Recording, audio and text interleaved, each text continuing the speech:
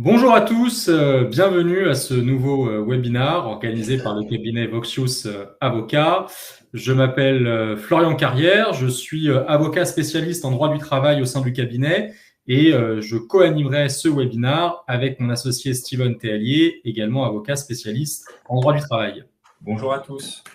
Alors aujourd'hui, nous sommes ensemble sur un format court, un format 30 minutes, donc on va rentrer rapidement dans le vif du sujet pour vous parler des arrêts qui ont été rendus le 10 septembre dernier par la Cour de cassation sur les congés payés. Et donc c'est le dernier numéro de la saga sur les congés payés qui avait commencé il y a 2 ans, en 2023, avec la première salve de décisions de la Cour de cassation qui avait reconnu le principe de l'acquisition de congés payés en période d'arrêt maladie. Alors, on avait à l'époque fait un webinaire sur le sujet. Vous pouvez y avoir accès depuis notre chaîne Webikeo en replay si vous voulez vous rafraîchir la mémoire sur ces premiers arrêts. Aujourd'hui, on va parler que des arrêts qui ont été rendus en début du mois de septembre 2025. Donc, on a un premier arrêt sur le principe du report des congés payés sur les périodes d'arrêt maladie et un deuxième arrêt un peu technique sur la question de la prise en compte des congés payés pour le seuil de déclenchement des heures supplémentaires. Voilà pour le programme de ces 30 minutes et je laisse tout de suite la parole à Steven pour nous présenter le premier arrêt. Alors, effectivement, deux décisions majeures qui ont été rendues le 10 septembre 2025. Majeures pourquoi? Pour les conséquences qu'elles emportent pour les employeurs, on va vous en parler, mais majeures aussi parce que la Cour de cassation elle-même a décidé de publier dans son rapport annuel ces deux arrêts. Donc, ça signifie qu'elle estime que ce sont deux arrêts de revirement majeurs de l'année. Et on va le voir, par ces deux arrêts aussi, la Cour de cassation, elle, finalise son processus de mise en conformité du droit du travail français par rapport au droit de l'Union européenne. Donc, a priori, pour les employeurs, il n'y aura plus d'autres surprises à venir. Donc, c'est quand même salutaire. Oui, c'est-à-dire que ce qu'on peut dire, c'est que hier ou avant-hier, je ne sais plus, le doyen de la Chambre sociale de la Cour de cassation a rassuré tout le monde en disant que, a priori, la France en avait terminé sur la mise en conformité de sa législation sur les congés payés avec le droit de l'Union européenne. Donc, ce qu'on voit aujourd'hui, c'est la dernière saison de la série congés payés Cour de cassation. Ouf. Donc, premier arrêt sur le report des CP qui coïncide avec un arrêt maladie. Rapidement, l'effet de l'espèce, c'est pas très important, mais c'était un médecin du travail qui travaillait dans une association de santé au travail et ce médecin avait formulé des demandes relatives à l'exécution du contrat et la Cour d'appel avait condamné la salariée à une somme au titre de rémunéré indûment pendant son arrêt maladie. Elle avait estimé que l'employeur aurait dû déduire du compteur de congés pris de cette salariée la période correspondant à l'arrêt maladie.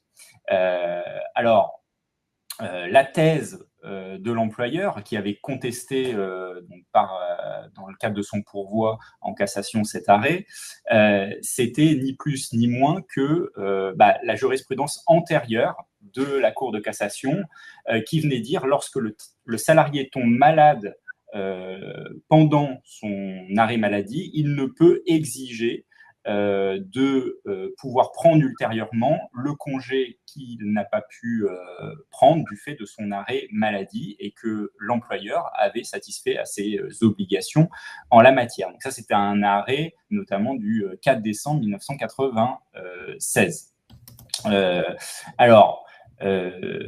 Maintenant, la nouvelle situation, c'est que le salarié, il peut exiger le report de CCP lorsque il est en arrêt de travail pendant ces arrêts maladie. Précision tout de même, c'est que certaines conventions collectives prévoyaient un régime plus favorable que la jurisprudence antérieure, et notamment la CCN 66, donc des établissements et services pour personnes inadaptées et handicapées, prévoyait un droit de report déjà dans cette situation. Alors, quel est le raisonnement de la Cour de cassation, si on rentre dans le détail? Son raisonnement, il se fait en deux temps. La Cour de cassation rappelle d'abord que le droit au congé annuel payé, ça constitue un principe essentiel du droit social de l'Union européenne. Donc ça, c'est le premier point. Il érige au stade suprême, finalement, le droit à l'effectivité du congé payé. Le deuxième point de raisonnement, le deuxième temps, c'est le fait que les arrêts maladie et congés payés, ça a deux finalités distinctes. Les congés payés, ça permet aux salariés de bénéficier d'un temps de repos, d'un temps de détente, de loisirs. L'arrêt maladie, ça lui permet de se rétablir d'une maladie. Donc, finalité distincte, qui veut dire qu'on ne peut pas les confondre. Lorsque le salarié est en arrêt maladie, il ne peut pas bénéficier pleinement de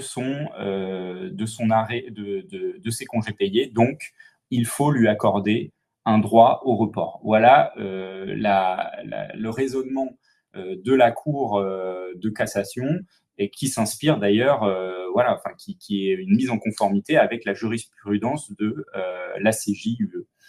Alors,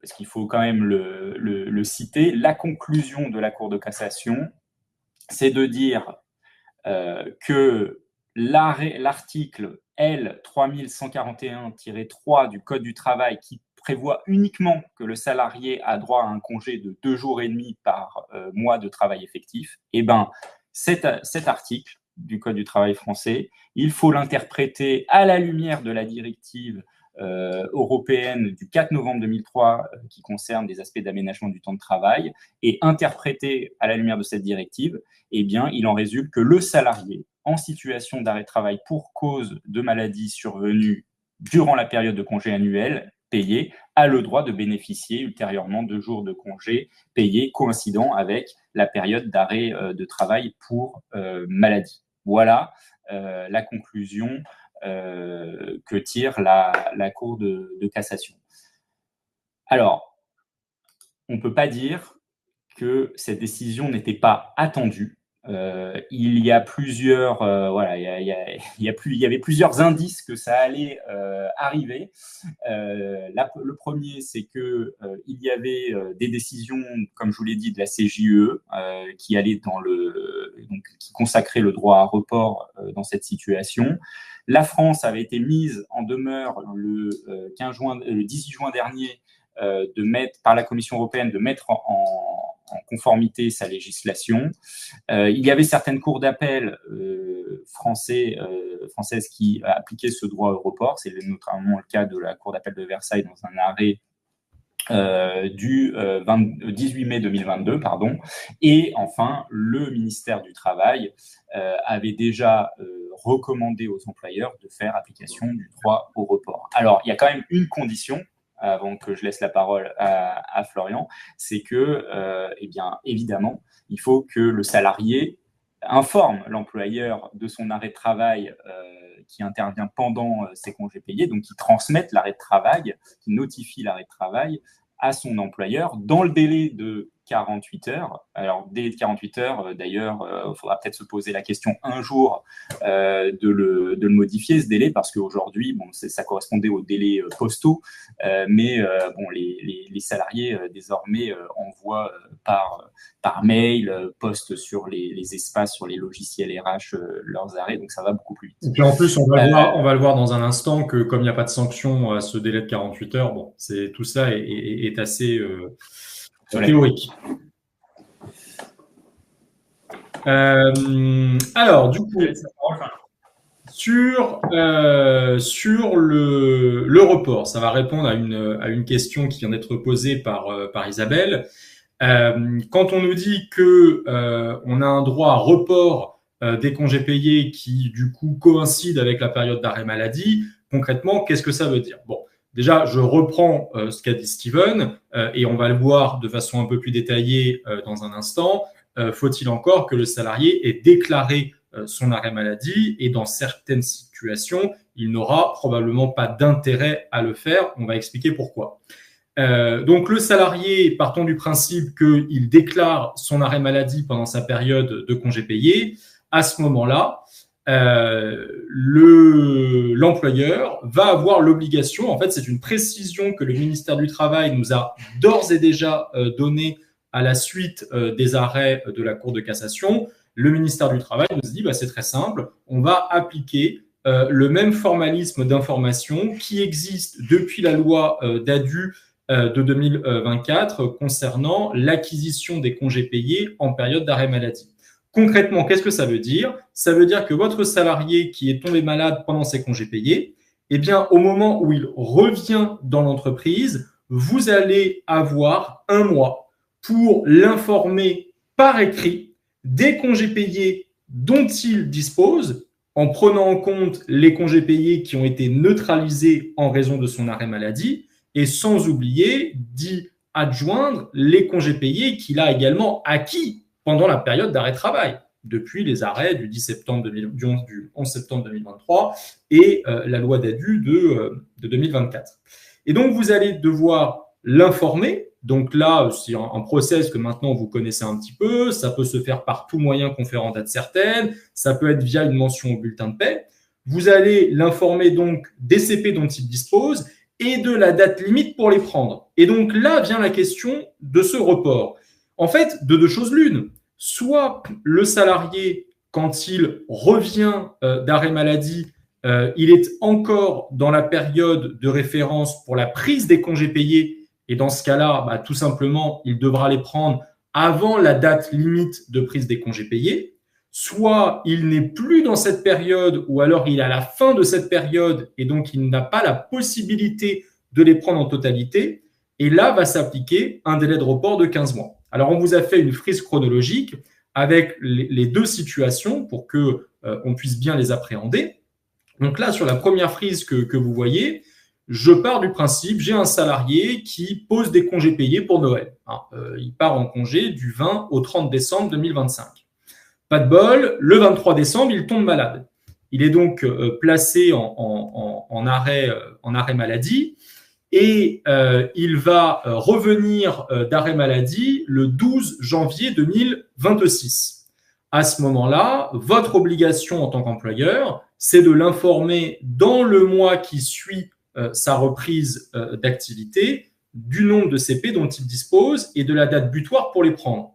Et bien là, concernant les CP qui ont été neutralisés pendant la période du 20 au 30 décembre 2025, puisqu'ils rentrent le 12 janvier et que je suis dans une entreprise, je pars du principe que ma date limite pour la période habituelle de prise des CP est au 31 mai, eh bien, il a tout le mois de février, tout le mois de mars, d'avril et de mai pour les prendre. Et donc, dans le courrier d'information que vous devez lui envoyer au plus tard le 12 février 2026, vous allez lui dire, cher monsieur, vous avez 10 jours de CP qui ont été neutralisés du 20 au 30 décembre 2025, plus les CP acquis pendant la période d'arrêt maladie, mais concernant les CP qui ont été reportés, ces 10 jours du 20 au 30, eh bien, je vous rappelle que vous avez jusqu'au 31 mai 2026 pour les prendre, puisqu'on est dans la période normale de prise des CP. Il a encore largement le temps de prendre ces congés payés-là.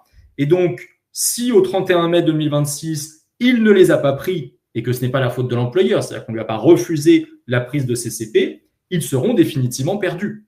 C'est quelque chose donc de très simple. Autre situation où là, on va avoir un report de 15 mois. Je repars exactement sur les mêmes faits. J'ai un salarié qui part en CP du 20 au 30 décembre. Il tombe en arrêt maladie le 23 décembre. Sauf que, à la différence de mon premier exemple, il ne revient pas en janvier 2026, il revient à la fin du mois de mai, alors que ma période normale de prise des CP se termine le 31 mai. Et donc là, il revient beaucoup trop tard par rapport à la fin de cette période pour pouvoir prendre les congés payés qui ont été neutralisés au moment de son arrêt maladie. Et donc, vous, votre obligation, ça va toujours être de l'informer au plus tard dans le mois de sa reprise, mais comme vous ne pouvez plus lui permettre de prendre ses CP avant le 31 mai 2026, eh bien là, dans le courrier que vous allez lui envoyer, il va falloir lui dire qu'il a un délai de 15 mois au maximum pour les prendre, ce qui veut donc dire que la date butoir dans le courrier que vous allez lui envoyer, elle n'est plus au 31 mai 2026, elle est au 20 septembre 2027, c'est-à-dire 15 mois plus tard. Voilà ce que ça veut dire, le droit au report de 15 mois. Il s'applique si on n'est plus dans la capacité de prendre ses congés payés au cours de la période habituelle de prise. Et donc, il va falloir faire une distinction, il va falloir traiter les choses au cas par cas en se posant systématiquement la question, est-ce que le salarié, au retour de son arrêt maladie, est encore en capacité de prendre ses CP pendant la période normale de prise des congés. Alors, une fois qu'on s'est dit tout ça, que l'on a vu ces précisions de la part du ministère du Travail, il y a encore un certain nombre d'interrogations qui demeurent, sachant qu'on est sur des arrêts qui sont très récents, des arrêts de revirement, comme l'avait indiqué Steven. Il y aura certainement des précisions qui seront rendues par les tribunaux qui vont appliquer ces décisions. Et puis, le ministère du Travail se pose la question de légiférer. Le problème, c'est que la situation politique n'est évidemment pas propice au fait de légiférer sur la question. Et puis, le ministère du Travail a dit qu'il réfléchissait, mais qu'ils avaient une marge de manœuvre qui était effectivement très étroite, puisque c'est l'application du droit de l'Union européenne. Donc, aura-t-on des précisions législatives dans les mois qui viennent? Rien n'est moins sûr. Donc, il se pose quelques questions. La première question, c'est sous quel délai le salarié doit-il notifier son arrêt de travail à son employeur? Parce que ce que l'on sait, ce que nous a rappelé Steven, c'est que la Cour de cassation dit, pour qu'il y ait un report des congés payés, encore faut-il que le salarié informe son employeur de son arrêt de travail. Le délai, ça devrait être le délai standard de 48 heures pour informer l'employeur de son arrêt maladie. Le problème, c'est que, comme je le disais il y a un instant, ce délai, il est absolument pas assorti de sanctions. Et donc, quid si un salarié informe au bout d'une semaine ou 2 semaines son employeur qu'il a été en arrêt maladie pendant sa période de congé payé? Est-ce que ça permettrait à l'employeur de dire « je n'accepte pas le report des congés parce que j'ai été prévenu trop tardivement ». En l'état, rien ne permettrait à l'employeur de le faire. Peut-être que ce sera un des garde-fous que la loi mettra en place si le législateur s'en mêle. Pour l'instant, ça reste une question ouverte et notre préconisation serait, dès lors que le retard dans la notification de cet arrêt n'est pas majeur, de ne pas refuser le report des CP, car ça serait certainement un refus qui serait éminemment contestable. La deuxième question, c'est comment sera indemnisé le salarié qui déclare un arrêt maladie pendant ses congés payés? Eh bien là, on devrait appliquer tout simplement les règles de droit commun, c'est-à-dire qu'il va être indemnisé par la sécurité sociale avec le délai de carence de 3 jours pour le versement des IJSS, et que l'employeur va devoir verser le complément employeur si les conditions sont remplies, notamment d'ancienneté du salarié, à l'expiration du délai de carence de 8 jours.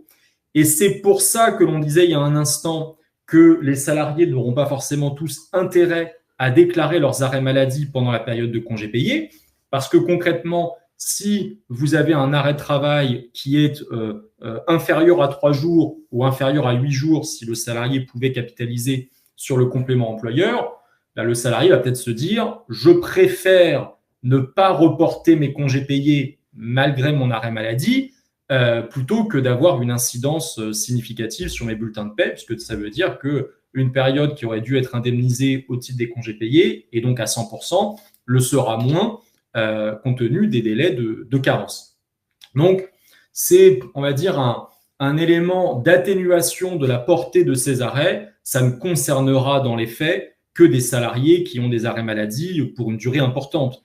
Tous les petits arrêts, très probablement que les salariés ne le déclareront pas à leur employeur et que donc il n'y aura pas de report qui s'appliquera, puisque si l'arrêt n'est pas déclaré, évidemment qu'on ne fera pas le reproche à l'employeur de ne pas avoir reporté les congés payés.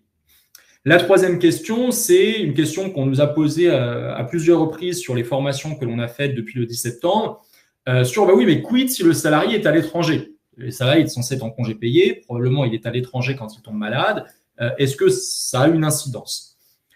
À notre sens, ça ne devrait pas en avoir, ou en tout cas pas sur la question du report. C'est-à-dire qu'à partir du moment où vous avez un arrêt de travail qui vous est notifié, que cet arrêt de travail ait été dispensé par un médecin à Nice, à Marseille, à Turin ou à Marrakech, ça ne change rien, vous avez un arrêt de travail. Ce que ça peut changer par contre, et donc ça peut aussi avoir une incidence sur la stratégie du salarié, c'est sur l'indemnisation de cet arrêt maladie.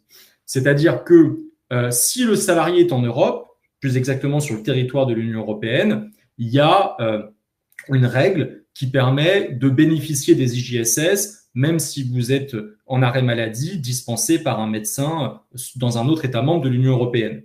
Par contre, quand on est en dehors de l'Union européenne, là, il faut regarder l'existence de conventions bilatérales. S'il n'y a pas de convention bilatérale qui permette le bénéfice des IJSS pour un arrêt de travail qui aurait été notifié à l'étranger, dans ce cas-là, le salarié ne pourra pas bénéficier des IJSS. Et puisqu'il ne peut pas bénéficier des IJSS, peut-être ne va-t-il pas souhaiter déclarer son arrêt maladie. Mais s'il décide malgré tout de le faire, indépendamment de la question des IJSS, qui là concerne une question d'indemnisation de l'arrêt maladie par le salarié, vous, en tant qu'employeur, sur la question très simple du report des congés payés, à notre sens, dès lors qu'il y a un arrêt de travail, cet arrêt de travail doit justifier le report des congés payés. Enfin, dernière question, et j'ai vu qu'elle avait été posée dans le chat, c'est la question de la rétroactivité de cette décision. Elle est rétroactive. Il ne s'agit pas d'une loi, il s'agit d'une décision de la Cour de cassation qui modifie une interprétation en fait de l'état du droit. Donc oui, c'est rétroactif, ce qui veut donc dire que potentiellement, vous pourriez avoir des demandes de rappel de salariés. Alors selon quel délai, à notre sens, eh bien, ça va dépendre de la question de la rupture ou non du contrat de travail. Si un salarié dont le contrat a été rompu souhaite demander depuis ses arrêts le bénéfice de congés payés sur une période d'arrêt maladie, eh bien, le contrat étant rompu, en fait, ce qu'il vous demanderait, c'est une indemnité compensatrice de CP, c'est du salaire, donc il y a un délai de 3 ans à compter de la rupture du contrat, et on peut remonter uniquement sur les 3 dernières années qui précèdent la rupture du contrat, donc délai de prescription de 3 ans, et si le salarié est toujours en poste, ce qu'il vous demanderait dans ce cas-là, c'est pas une indemnité compensatrice de CP, c'est d'être recrédité de ces jours de CP. Et donc, dans cette configuration-là, selon toute vraisemblance, nous devrions être sur un délai de 2 ans, puisque c'est le délai lié aux prétentions sur l'exécution du contrat. Sachant qu'un argument que l'employeur va pouvoir faire valoir dans ce cas-là, c'est oui, mais as-tu notifié l'arrêt à l'époque ? Puisque, souvenez-vous, c'est une condition sine qua non qui a été posée par la Cour de cassation. Donc, comme à l'époque, déclarer l'arrêt ne servait à rien vis-à-vis de l'employeur, probablement que les salariés ne l'auront pas fait. Il n'y a que, à notre sens, l'hypothèse dans laquelle, déjà à l'époque, donc si un salarié est tombé en arrêt maladie il y a 2 ans, il y a 1 an et demi, on va dire, et qu'il avait déclaré son arrêt de travail à l'employeur, l'employeur l'a pris en compte en paye peut-être, mais n'a pas reporté les CP, à ce moment-là, ce salarié, effectivement, pourrait lever la main aujourd'hui et dire moi, je vous avais déclaré mon arrêt de travail à l'époque, je suis encore dans mon délai de prescription, il y a cet arrêt qui m'a reconnu le droit à un report, donc vous devriez me recréditer mon compteur de CP pour me permettre d'en bénéficier. Voilà ce que l'on voulait vous dire en synthèse sur ce premier arrêt. Donc on va passer ensuite sur le deuxième arrêt qui concerne la comptabilisation des congés payés sur le seuil de déclenchement des heures supplémentaires et je rends la parole à Steven. Merci Florian. Alors c'est vrai que pour la rétroactivité, par principe, ce qu'il faut vous dire, c'est que la jurisprudence est rétroactive. Voilà. Et ce n'est que si le juge décide de moduler ses effets dans le temps qu'on peut éventuellement dire qu'elle vaudra uniquement pour l'avenir. Mais ça impose à la fois aux employeurs et aux juristes que nous sommes de parfois jouer à Madame Irma et de pressentir un peu les revirements qui pourront arriver. Alors, sur le deuxième arrêt, donc ça concerne la prise en compte des congés payés dans le calcul des heures supplémentaires. Là, la Cour de cassation, pour la première fois, elle vient dire que lorsque le temps de travail est décompté à la semaine, lorsque le salarié est soumis à un décompte hebdomadaire, il peut bénéficier d'heures supplémentaires, même si la prise d'un jour de congé payé le conduit à ne pas réaliser un temps de travail inférieur à 35 heures donc sur cette semaine-là.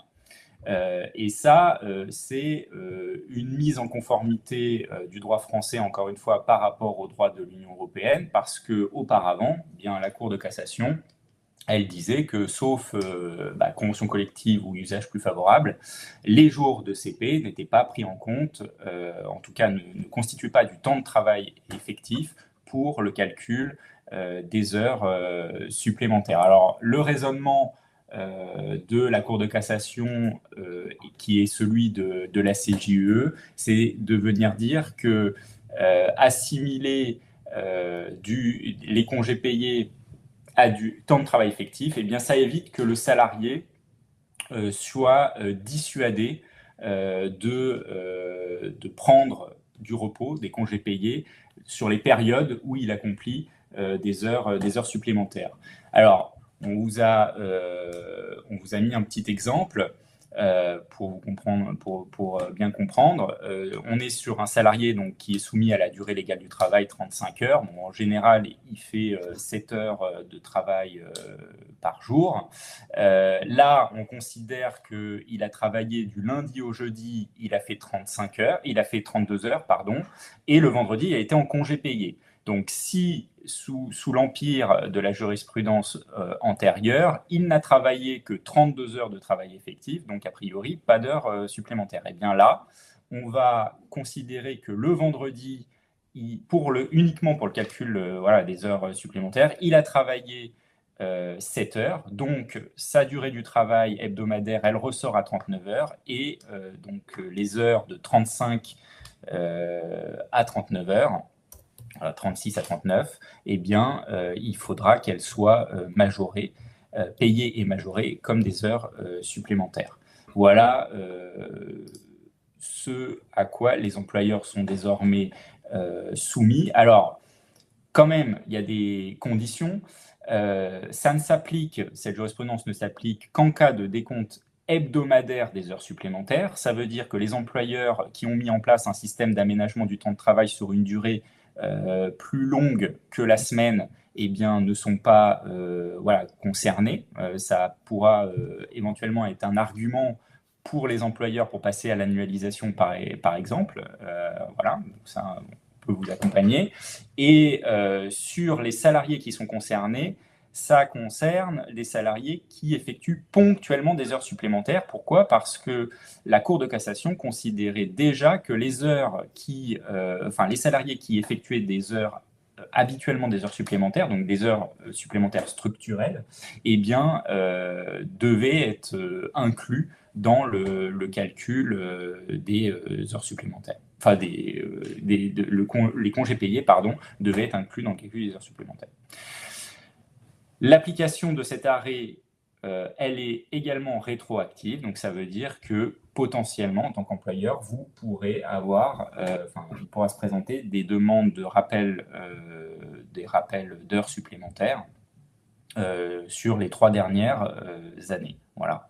Alors, la question, c'est est-ce que cette situation va se présenter plus souvent que celle du premier arrêt, de la situation du salarié qui tombe en arrêt pendant ses congés ? Moi, à mon sens, le deuxième arrêt peut-être aura des conséquences plus importantes, je pense que bon, là, il faut attendre vos retours, mais je pense que les employeurs sont peut-être plus concernés par cette situation. Ce qu'il faut juste signaler, c'est que sur les 2 décisions, le ministère du Travail, depuis déjà quelques années, incitait les entreprises à se mettre d'elles-mêmes en conformité avec le droit de l'UE, et qu'il y a quand même pas mal de logiciels paie qui avaient déjà été paramétrés, y compris pour les heures supplémentaires exceptionnelles, pour les prendre en compte dans le seuil de déclenchement des heures supplémentaires. Donc, il y a aussi des entreprises qui, malgré l'absence d'annualisation de travail par cycle, appliquaient déjà le dispositif. On a quelques petites minutes pour répondre à quelques questions. Je vois qu'il y avait pas mal de questions sur le premier arrêt. Alors, Angela qui nous demandait est-ce que le salarié doit demander le report des CP en cas d'arrêt maladie ou est-ce que l'employeur doit le faire automatiquement? Cette question a été reposée par un autre participant. Il n'y a pas d'obligation. Enfin, le salarié, lui, il aura son initiative, sa marge de manœuvre. S'il ne déclare pas l'arrêt maladie à l'employeur, évidemment, ne pourra pas faire de report. Par contre, à partir du moment où le salarié déclare son arrêt de travail à l'entreprise, oui, il y a une obligation à ce moment-là de reporter les congés payés. Donc, en fait, c'est le salarié qui a le choix de déclarer ou pas. Par contre, l'employeur, lui, dès lors que c'est déclaré, il devra appliquer la réglementation sur les reports. Isabelle qui nous demande est-ce que les congés peuvent ou doivent être pris tout de suite après l'arrêt maladie? L'employeur, il faut quand même rappeler le principe, il reste maître dans la fixation des congés payés sous réserve de respecter le délai de prévenance minimal de 1 mois, en tout cas minimal légal.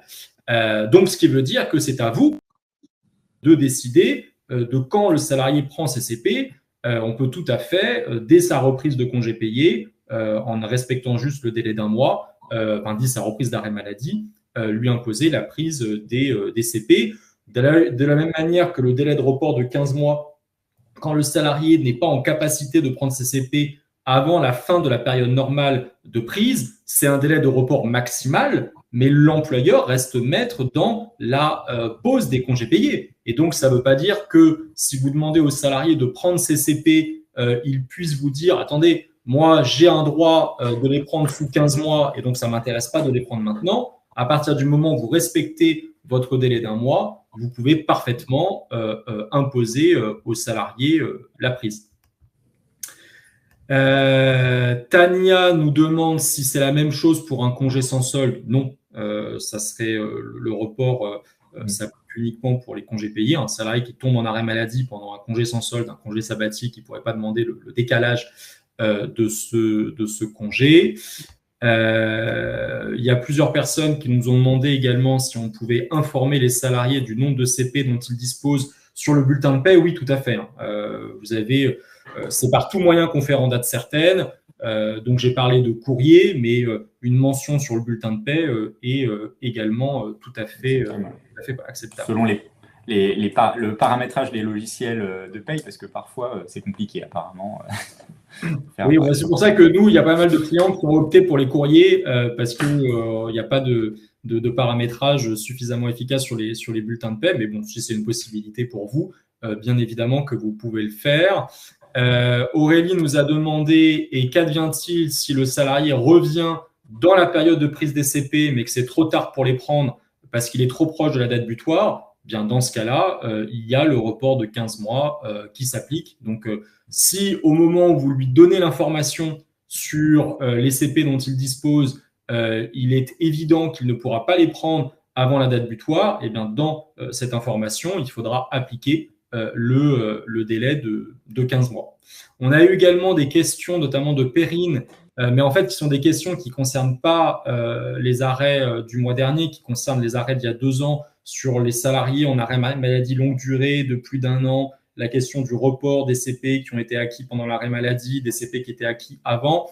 Alors, ce n'est pas le sujet de ce webinaire, mais vous avez toutes les réponses dans le précédent webinaire qu'on avait fait sur cette question. Donc, n'hésitez pas à aller sur notre chaîne Webikeo ou sur notre chaîne YouTube du cabinet Voxius et vous pourrez assister au replay de ce webinaire où on répond notamment à ces questions avec des frises chronologique. Je pense qu'on a fait le tour, peut-être pas de toutes les questions, mais des principales questions qui ont été posées. Si vous avez de toute façon la moindre interrogation, n'hésitez pas à nous contacter. Vous avez ici le site internet du cabinet. On va également, dans l'onglet de chat, vous remettre notre adresse mail. Vous pouvez prendre date pour notre prochain webinar qui sera organisé le 31 octobre prochain à 9h30. Ce sera aussi un format 30 minutes sur l'actualité juridique. Alors, je crois que vous ne pouvez pas encore vous inscrire sur la plateforme Webikeo, mais le webinaire sera diffusé, l'inscription sera mise en ligne très prochainement. De manière générale, n'hésitez pas à vous abonner à notre newsletter Vox News. Vous avez peut-être en principe un onglet d'abonnement sur votre écran. Si ce n'est pas le cas, vous avez un onglet sur notre site internet. La newsletter paraît tous les 15 jours. Vous avez de l'actualité juridique, mais vous avez également les informations sur les formations que l'on anime, sachant en plus que à compter de 2026, on passera sur une autre plateforme. Donc, si vous avez l'habitude de vous inscrire à nos webinars depuis la plateforme Webikeo, n'hésitez pas à vous inscrire sur notre newsletter pour être informé de la plateforme sur laquelle on migrera en 2026. A-t-on tout dit? Eh bien, on vous remercie. On vous souhaite une bonne fin de semaine, un bon week-end. Et puis, on vous dit à bientôt. À très bientôt. Au revoir. Au revoir.